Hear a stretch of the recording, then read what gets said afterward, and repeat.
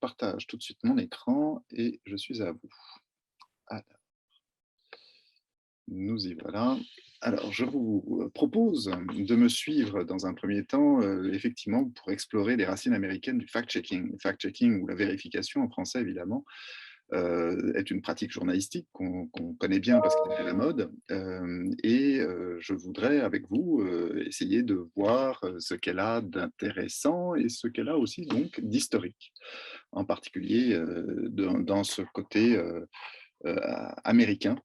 Et il faut que je précise que, ayant passé quelques années au Québec, l'Amérique du Nord est pour moi quelque chose qui n'est pas totalement inconnu, mais je serais très intéressé aussi d'avoir votre avis comment dire, continental contre continental, quoi, en fait, hein, Europe contre Amérique. Mais là, je vais vraiment centrer, vous allez voir, tout mon questionnement sur ce qui s'est passé aux États-Unis dans les années 40. J'ai effectivement publié un livre sur la rumeur il y a quelque temps et je continue à travailler là-dessus et c'est ça qui m'a amené à travailler sur cette émergence-là de la nécessité de contrôler les rumeurs ou de la nécessité de lutter contre les rumeurs. Et c'est pour ça que je me suis intéressé à ce qui s'est passé donc aux États-Unis au moment de la Seconde Guerre mondiale. Je vais procéder je vais avoir une sorte de procédé rhétorique un peu étrange. Je vais vous emmener voir Superman.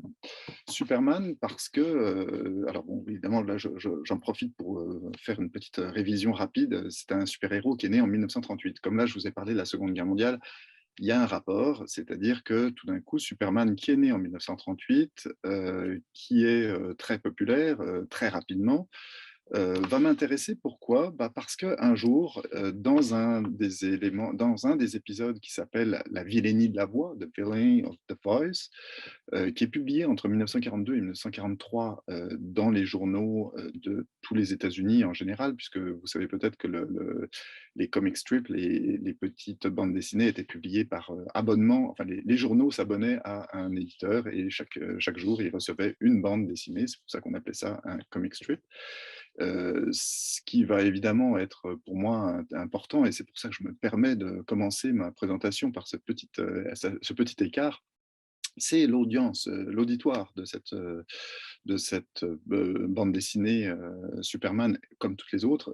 Comme vous le voyez, ça atteint chaque jour 25 millions de lecteurs par le biais justement de cette syndication. Et donc, c'est quelque chose d'absolument majeur pour comprendre la diffusion de certaines, en tout cas de la bande dessinée, c'est certain, mais aussi peut-être de certaines idées. Et c'est ce que je vais vous proposer aujourd'hui.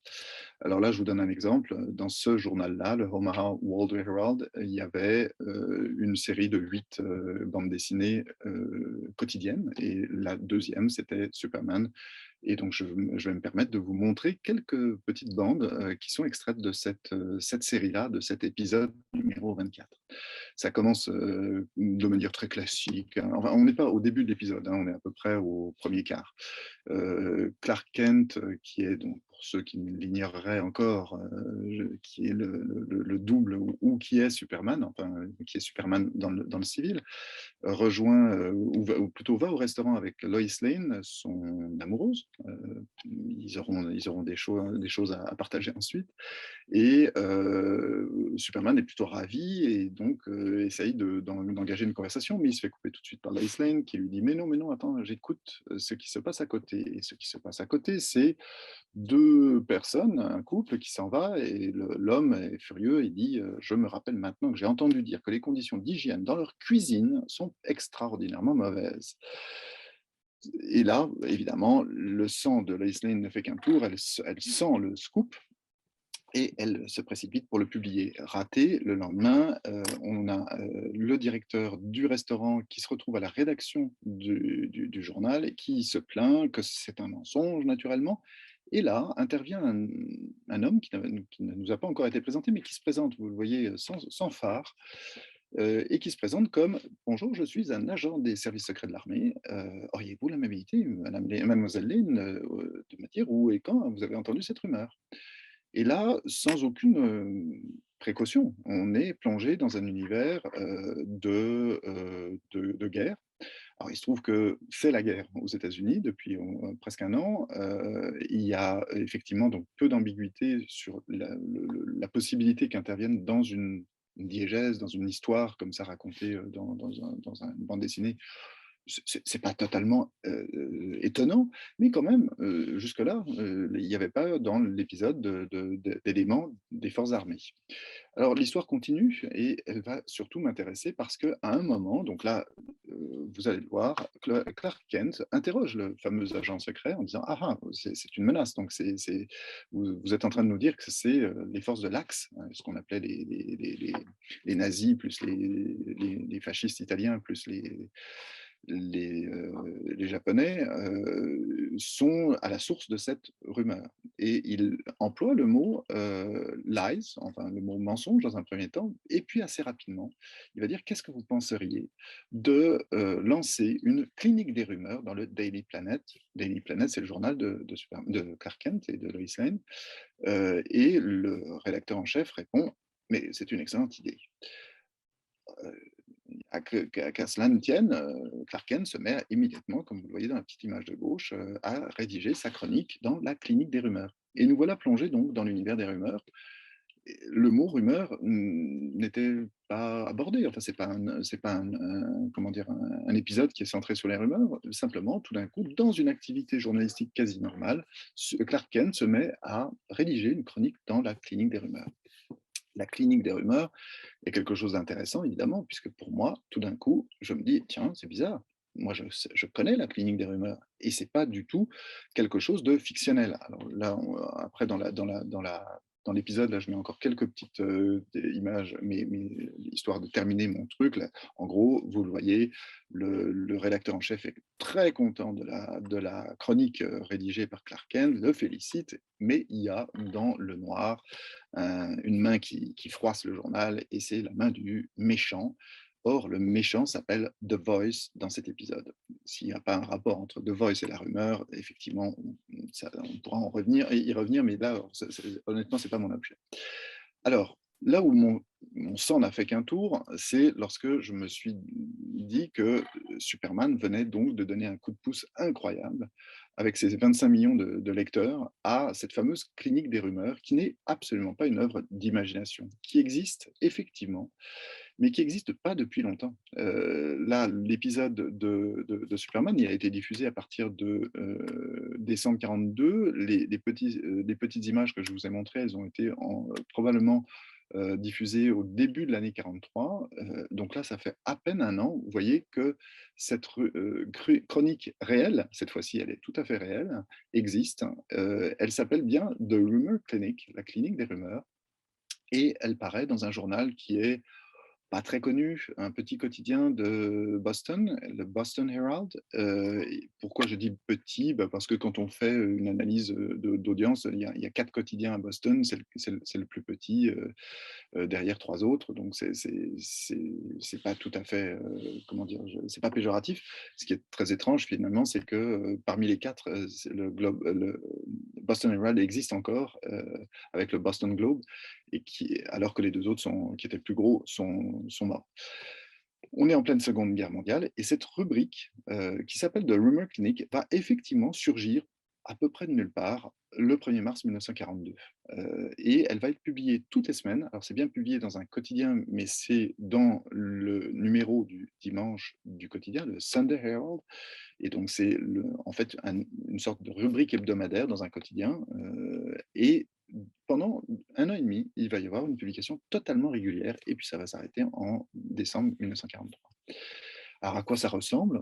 Bah, ça ressemble à quelque chose de relativement standard. Enfin bon, quand on va s'approcher, vous allez voir que c'est de moins en moins standard, mais c'est justement ça qui m'intéresse. C'est une rubrique, comme vous le voyez, qui remplit une colonne. Au début, c'est quasiment un tiers de la page. Ça ne sera pas toujours aussi long, ça ne sera pas toujours illustré, mais ce sera toujours à peu près sur le même modèle, c'est-à-dire des petits articles, comme vous le voyez mal ici, mais peut-être qu'avec ma souris on le voit mieux. Enfin, il y a des petits paragraphes qui sont séparés les uns des autres par des lignes Et donc ça ressemble assez peu, hein, la clinique des rumeurs, donc c'est toute cette colonne-là, la première là, et ça ressemble assez peu à un article, argumenté avec, une enquête, ça ressemble plutôt à une liste.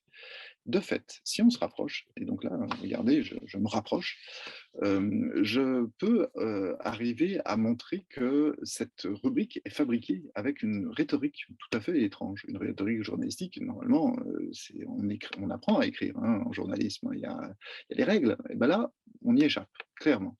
Pourquoi? Bah, la première chose, c'est que c'est rédigé en 2 paragraphes répétés, enfin cette structure-là, 2 paragraphes répétés, ad libidem, autant de fois qu'il le faut et le premier paragraphe s'intitule toujours Rumor, le deuxième paragraphe s'intitule toujours Fact.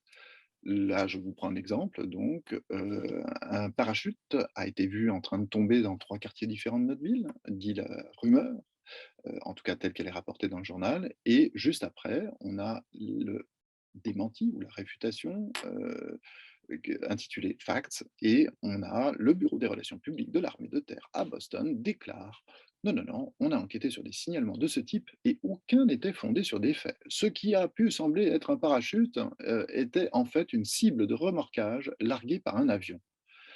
Et quand on fait des recherches, effectivement, il y a une base, d'aviation pas loin de Boston et qui, pouvait, effectivement donner lieu à des largages de planeurs pour que les jeunes pilotes, de l'armée de l'air américaine puissent, tirer dessus, et s'entraîner ainsi, sans faire de grabuge. Ceci dit, là, on a un démenti, on ne peut plus clair. Heu, je vais vous parler, néanmoins des problèmes que ça pose. Le premier problème que ça pose, naturellement, c'est le côté, un petit peu, comment dire? Édulcoré, du choix des sujets.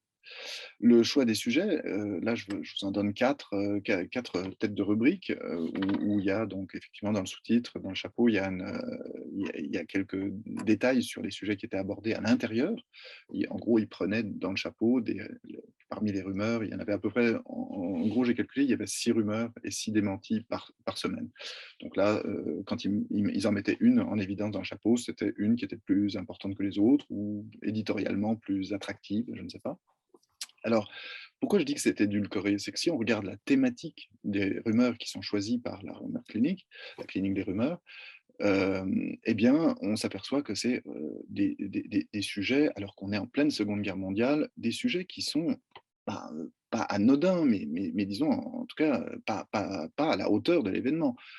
L'empoisonnement de boîtes de conserve, bien qu'elles soient, japonaises et qu'elles parlent de chair de crabe, on est d'accord que c'est très grave, hein, de mettre du verre pilé dans les parce que c'était ça le sujet de la rumeur, c'est très grave, on est d'accord. Mais enfin, il y avait des sujets plus graves et là, on voit qu'il y a eu un choix éditorial parmi les sujets, pour aller vers des sujets très proches des gens, très proches du lectorat, mais aussi, proches de la guerre, sans y toucher. Une équation assez étrange. De la même manière, le 2e extrait là, c'est la fermeture des écoles. Est-ce que c'est vrai? Est-ce que c'est pas vrai? Est-ce que c'est un souhait? Est-ce que c'est pas un souhait? Et cetera. Bon, voilà, effectivement, en temps de guerre, on entend l'épidémie, il y a certains lycéens et certains collégiens qui seraient ravis que leurs écoles ferment. Bon, c'était avant, le téléenseignement, donc il y a pas il y a maintenant, malheureusement, les collégiens sont obligés de travailler même à la maison. Mais toujours est-il, encore une fois, on voit que c'est un sujet d'importance, mais enfin, c'est pas un sujet qui est à la hauteur, encore une fois, à la hauteur de l'événement. La 3e, c'est sur les matériaux de récupération. Effectivement, pendant la guerre, il y a eu un très gros effort aux États-Unis, en Amérique du Nord en général d'ailleurs, de récupération du caoutchouc, du métal, du métal, acier ou du métal, aluminium et cetera. Tout ça parce que, le caoutchouc permettait de refaire des pneus, en particulier pour l'armée. Le métal aussi, ça permettait soit de faire des armes, soit de faire des munitions. Bref, on avait besoin de récupérer des choses. Enfin bon, de là à dire que, c'est un sujet, d'importance, encore une fois, on voit que la sélection, elle est faite sur des sujets, vraiment à la fois proches et à la fois, liés à la guerre. Et enfin, le dernier, exemple que je vous donne, mais, ce sont des exemples qu'on retrouve très souvent dans la clinique des rumeurs, c'est le fait que les organismes qui collectaient plutôt du sang, de donneurs, donner ensuite et le faire voyager, le donner aux forces armées de manière à pouvoir sauver des vies. Cette industrie, disons, parce qu'effectivement, il y avait des dons des centres de dons de sang partout qui quadrillaient les États-Unis. Cette industrie, finalement, était apparemment, en tout cas, visée par la rumeur pour son côté, comment dire, gaspillage, comme si un don sur deux était jeté, un don sur deux était vendu alors que c'était donné, en fait, etc. Bref, il y a toute voilà, un choix éditorial sur les sujets. Deuxième chose qui m'intéresse aussi là-dedans, c'est le côté, comment dire? Grave et léger à la fois, une légèreté grave ou une gravité légère, je ne sais pas. Alors là, je prends comme exemple simplement une des illustrations qui était, publiée comme ça de temps en temps dans le Boston Herald, où on voit, le c'est une illustration, mais justement, enfin, une illustration, ça peut être franchement drôle ou franchement pas drôle, mais là, on voit qu'on est dans un entre-deux. C'est-à-dire qu'on a effectivement une illustration, on voit le directeur du journal qui laisse tomber sur un, un colporteur de rumeurs une masse immense de faits, hein, ou en tout cas de papier, mais avec marqué dessus faits. Et pourquoi est-ce que c'est léger et grave à la fois? C'est léger parce que c'est totalement, comment dire? À la fois, enfantin et à la fois, rigolo. Enfin, c'est une forme de caricature et à la fois c'est un peu grave parce que, bon, là, on parle bien de tuer, quelqu'un en l'écrasant sous une tonne de quelque chose. Il y a des manières plus rigolotes, hein, de rire de la rumeur ou de la mais encore une fois, là, on voit bien qu'on est aussi dans un côté, la guerre n'est pas loin, la vie et la mort des gens c'est quelque chose qui est, qui est dans l'univers mental de tout le monde. Et donc, cette caricature-là, ou cette illustration, me paraît, moi, assez symptomatique ou représentative de cet humour à la fois léger et grave qui anime la rubrique et que l'on voit aussi dans le choix des sujets d'ailleurs. Parmi les choses qui m'intéressent aussi, la structure argumentative. Le fait que, ce soit toujours, ce binôme rumeur-fait qui soit mis en place, me paraît un peu singulier. C'est-à-dire que là, d'une part, les règles d'écriture du journalisme classique sont mises de côté. D'autre part, il y a même des principes, en particulier le principe d'actualité qui échappe. C'est-à-dire qu'on ne sait plus si c'est actuel ou pas actuel, si s'il y a une véritable, comment dire, modification enfin, les dates, par exemple, de circulation ou de diffusion des rumeurs ne sont jamais précisées. On ne dit jamais, telle date a circulé telle rumeur à tel endroit et c'est très peu, divulgué. Les rumeurs on connaît rarement leur lieu, rarement leur date et la seule chose qu'on connaît des réfutations, c'est pas la date, mais c'est la source et la plupart du temps, c'est d'une source officielle. Alors évidemment, alors nous, ça nous pose un problème parce qu'on n'a plus exactement le même rapport à l'État aujourd'hui. À l'époque, le rapport à l'État était différent, mais néanmoins, pour un journaliste, de poser des questions juste à un interlocuteur et de publier cette réponse-là sans croisement, sans vérification, ça paraît un petit peu étrange, une sorte de suspension des règles de l'écriture journalistique. Donc là, je commence, moi, à me creuser les méninges en me disant, mais dans le fond, ce qu'on est en train de voir dans la clinique des rumeurs, c'est la construction d'une rubrique qui échappe en fait au tout venant journalistique. Et je continue, en particulier en regardant la véracité. Alors j'ai fait une petite stat, hein, parce que je me suis intéressé de près à cette rubrique. J'ai fait des stats sur les rumeurs qui ont été publiées. J'en ai trouvé 389. Alors le compte n'est pas très très important parce que c'est difficile de savoir ce qui est entendu par rumeur. Quelquefois, il y en a deux dans une, quelquefois, il n'y en a pas, ou c'est rien du tout, enfin, c'est un commentaire. Enfin bref, disons qu'il y a à peu près 400 rumeurs qui sont diffusées ou publiées par le Boston Herald sur cette période-là.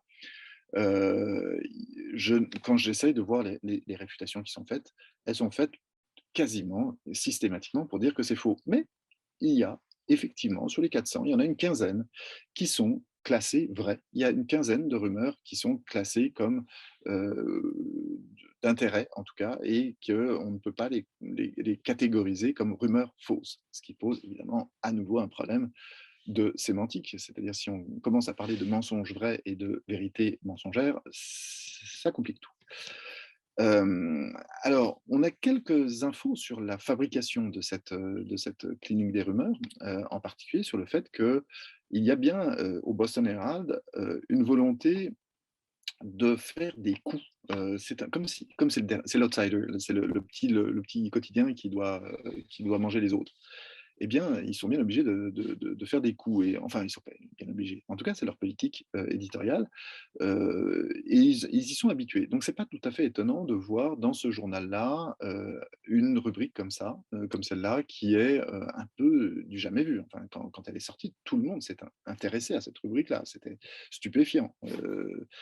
Et on s'est intéressé en particulier à ceux qui la faisaient. La seule personne dont on a vraiment comment dire, le portrait ou comment dire, le seul journaliste dont on peut vraiment retracer l'activité, c'est ce monsieur William Gavin, qui est un journaliste à l'époque absolument inconnu. En fait, aujourd'hui toujours, hein, sauf grâce à moi, je lui redonne un petit peu de justice, qui était donc, comme vous le voyez ici, le directeur sur cette photo, qui est une photo un peu étrange, hein. On sent qu'elle est un peu apprêtée pour Life, parce que je vais vous en parler dans 2 secondes. Life a fait un reportage sur cette rubrique.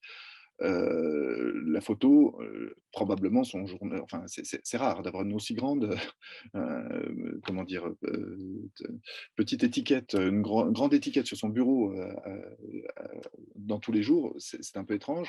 Donc probablement ça a été mis en scène pour cette photo-là, mais néanmoins, il est employé au Boston Herald pour cette période-là, et il dirige effectivement la rubrique. La rubrique est donc dirigé par un journaliste. On n'a pas d'autre nom. On ne sait pas qui écrit dans cette rubrique-là. Il y a une fois un journaliste qui laisse traîner son nom, et c'est une erreur, et on ne sait même pas donc si c'est un vrai journaliste ou pas. J'ai fait quelques recherches, j'ai eu aucun moyen de trouver les véritables rédacteurs de cette rubrique. William Gavin lui-même, c'est pas un reporter, hein, c'est un journaliste parlementaire qui a passé sa vie à Washington avant d'aller là. On ne s'attend pas vraiment à ce qu'il fasse de l'investigation avec un passé comme celui-là, mais c'est un journaliste sérieux, un journaliste solide.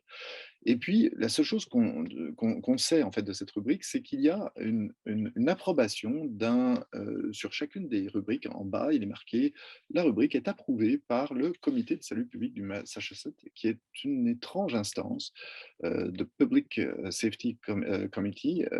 C'est une drôle d'instance qui est en fait presque parapublique. C'est pas véritablement l'État du Massachusetts qui le finance, enfin qui le finance sûrement, mais qui le fait fonctionner, c'est moins sûr. C'est une instance qui, alors comme le nom l'indique d'ailleurs, le comité de salut public, ça fait vraiment très Révolution française.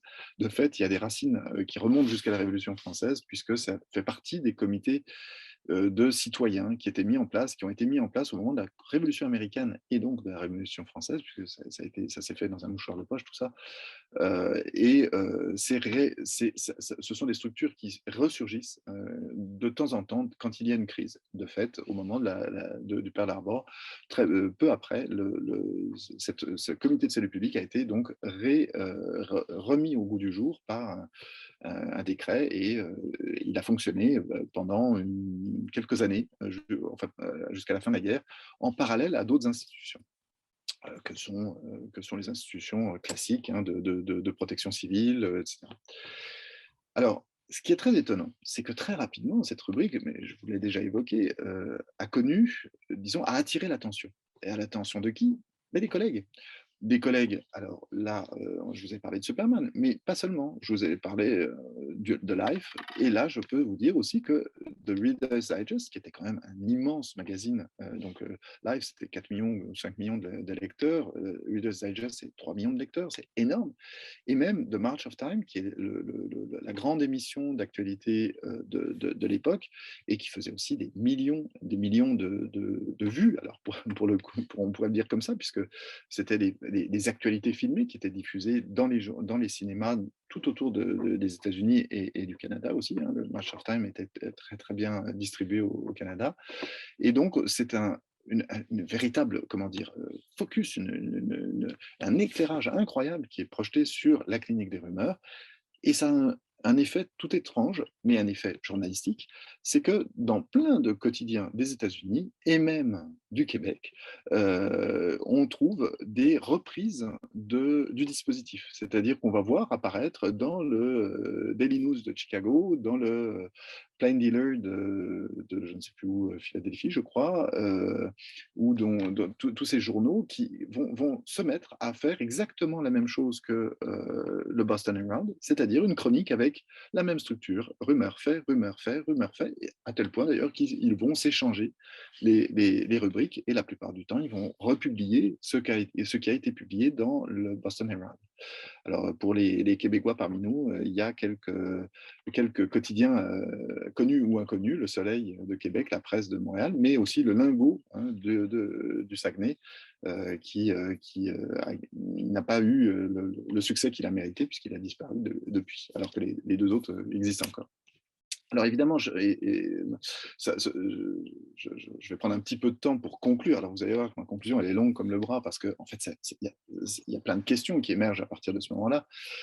Le fait que, donc, la première chose, le premier constat qu'on peut faire quand même, c'est qu'en 1942, on voit émerger un fact-checking que certains auteurs appellent after the fact, c'est-à-dire post-hoc, hein, après les faits, qui vient pas en contradiction, mais en complément avec ce qui existait déjà. Le fact-checking n'est pas une invention de la clinique des rumeurs, mais plutôt une invention des années 20 dans le magazine Time, qui était lancé par Henry Luce, qui était une pratique journalistique, pour le coup, une organisation journalistique. Henry Luce avait importé dans son journal, dans le Time, une sorte d'organisation du travail en disant, ben voilà, les journalistes dans les journaux de mon groupe, en fait, donc au Time, il y en aura certains qui feront du reportage, d'autres qui feront de l'écriture, d'autres qui feront du fact-checking et d'autres qui feront de la documentation. Il avait divisé le travail journalistique en quatre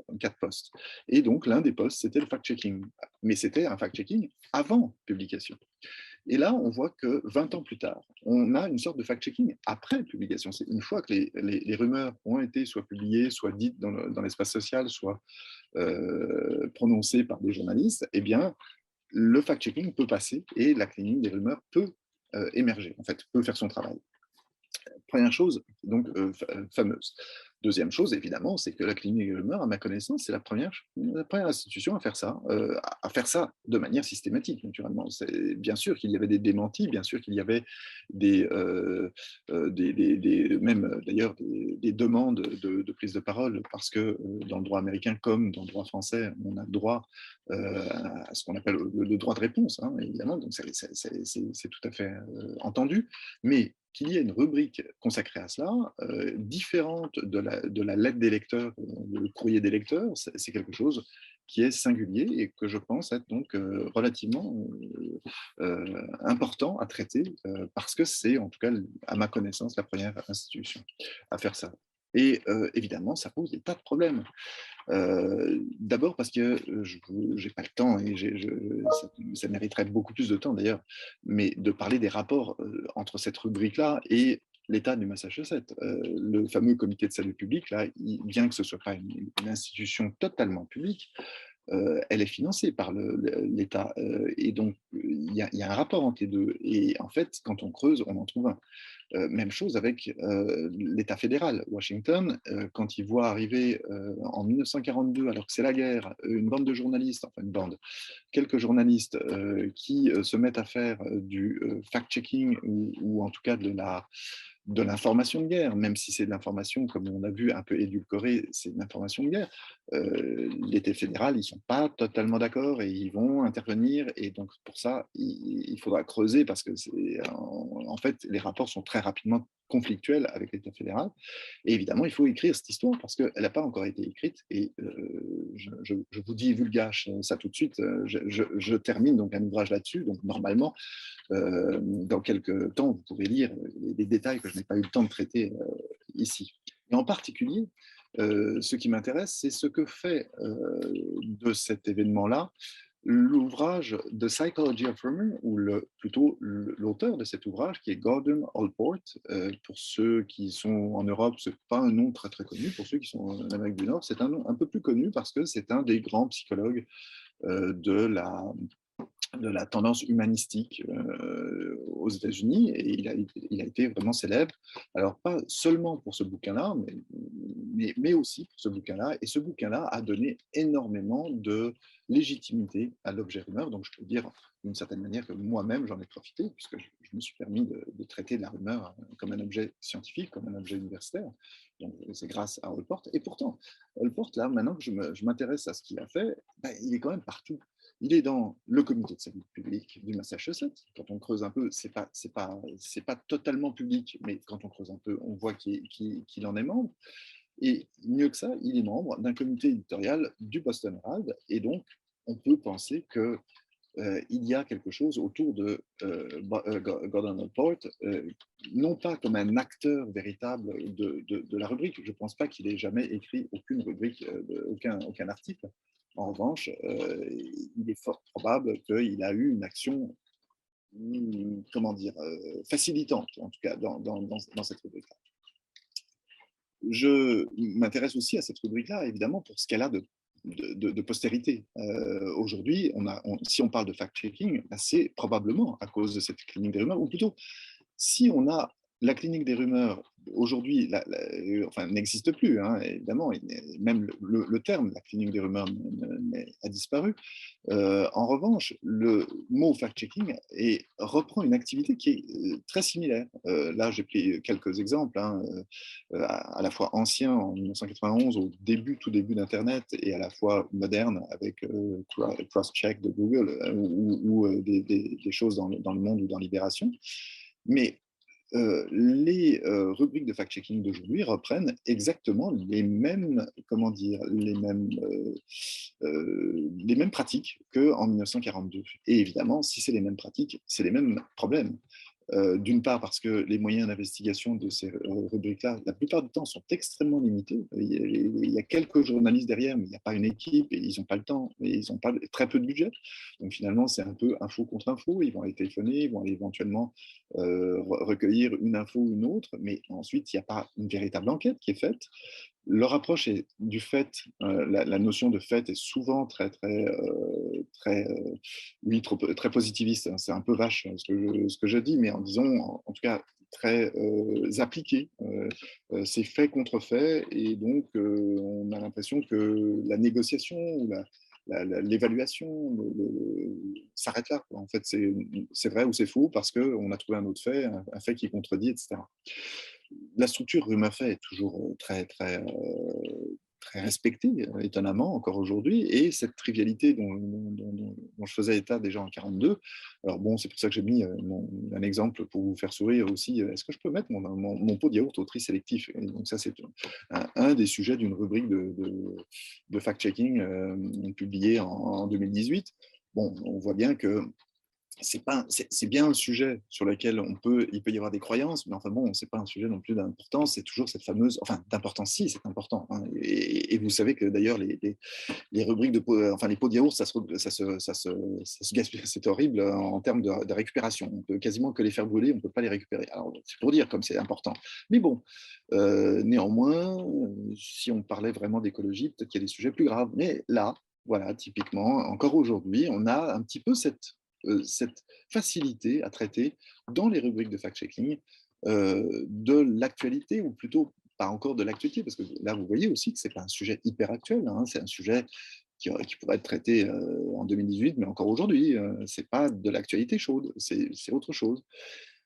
Et on voit que donc cette gravité légère, ou cette légèreté grave, est quelque chose de constitutif du genre fact-checking. Et puis, évidemment, les problèmes qui se posent encore aujourd'hui sont ceux de l'effet boomerang, alors que l'on nomme aussi effet Streisand ou effet de diffus réfutation, c'est-à-dire le fait que plus je dément et plus je fais connaître. Et donc, ça pose des problèmes. Si je veux cacher des rumeurs antisémites, ben, il faut peut-être pas, enfin, il faut se poser la question, en tout cas, avant de les démentir, parce que évidemment, si je diffuse des rumeurs antisémites, eh bien, forcément, je vais leur donner une audience qu'elles n'avaient peut-être pas avant. Et puis, le dernier problème que pose l'existence de ces rubriques-là, c'est le fait qu'on pose la lutte contre la viralité comme une sorte d'évidence, comme si c'était possible, comme si c'était faisable, comme si c'était souhaitable même, et qu'il fallait absolument, alors évidemment, par ces temps d'épidémie, cette question-là est d'autant plus cruciale, comme s'il fallait parvenir à faire rendre gorge à la calomnie et à la rumeur jusqu'au dernier, comme si on ne pouvait pas tolérer que il y ait une petite minorité de gens qui soient totalement réfractaires. Alors, je ne parle pas des antivax, je parle plutôt des gens qui vont croire aux Illuminati ou à tel ou tel complot étrange. Euh, la plus grande majorité des Occidentaux ne croient pas aux Illuminati. Est-ce qu'il est effectivement bien grave que il y ait une petite frange de la population qui y croit? C'est la question que pose en fait, j'ai pas de réponse, hein, mais c'est la question que pose cette lutte forcenée contre la croyance et la crédulité populaire. Voilà, je termine là-dessus, juste sur une dernière petite comment dire, illustration que je suis allé chercher dans un article d'un journaliste qui faisait le, le, le portrait de toutes les indicateurs de vérité ou de fausseté dans les plateformes de fact-checking autour du monde. Et comme on le voit, en fait, c'est pas juste américain, cette espèce de légèreté grave ou une gravité légère. Ça se trouve un peu dans tous les journaux. Et effectivement, on le voit là, hein, Pants on Fire, quand la vérité est totalement dévoyée, c'est assez rigolo. Pourtant, il y a des sujets qui ne le sont pas. Et donc, est-ce que ce genre d'indicateur-là est adéquat? Ouais, c'est adéquat parce que dans cette rubrique-là, on peut se permettre de mélanger le léger et le grave. Et voilà, même chose avec les petits Pinocchio qu'on voit, un Pinocchio, deux Pinocchio, trois Pinocchio, quatre Pinocchio, ou le chien ridicule qui a les oreilles tout à fait dressées. Voilà, j'en ai terminé avec ma présentation et puis je me tiens à votre disposition pour, évidemment, pour toutes les questions que ça va pas, qui ne vont pas manquer.